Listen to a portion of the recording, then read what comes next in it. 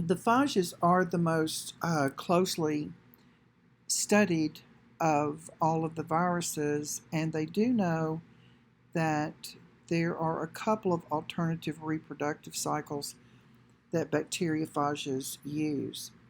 So let's start with the lytic cycle. There are certain stages, your book doesn't talk about them, but I'm going to give them to you. There are stages of the lytic cycle, um, and I'll go through each one. But the lytic cycle is replicative. Now, you know that viruses have to gain entry into the cell. So once that happens, with the bacteriophage, it lands on the outside of the bacteria and it enters its DNA. This stage is called attachment. This is the very first stage. Then what happens with the lytic cycle is the DNA of the virus is going to get into the nucleus of the bacteria, and this is called penetration. This is stage number 2. Now, when it gets in, it's not into the nucleus, I'm sorry, bacteria don't have nuclei, but when it gets in that nucleoid region, it's going to shut down that bacterial DNA. So that's penetration, it gets in.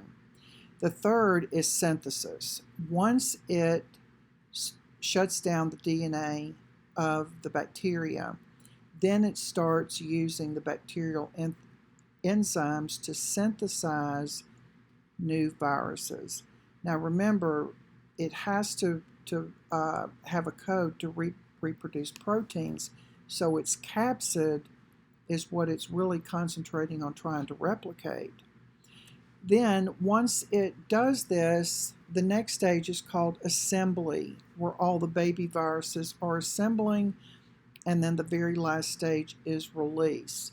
So the first stage is attachment, the second stage is penetration, the third stage is synthesis, the fourth stage is viral assembly, and then the last stage is release. So the lytic cycle is producing these new phages, and at the end of the lytic cycle, it always ends in lysis, which means the host cell, which is in this case bacteria, is going to break open, and all those new baby or the new progeny viruses are free to go attach to other bacterial cells. So when you have a phage that just reproduces by the lytic cycle, it's called virulent because it attaches, it gets in, it shuts everything down, and then the cell explodes. So that's very virulent. Bacteria have some defenses against these phages. The defense they have are called restriction enzymes, and the restriction enzymes are directed in such a manner is to cut up the bacteria, not the bacteria, but the DNA of the virus.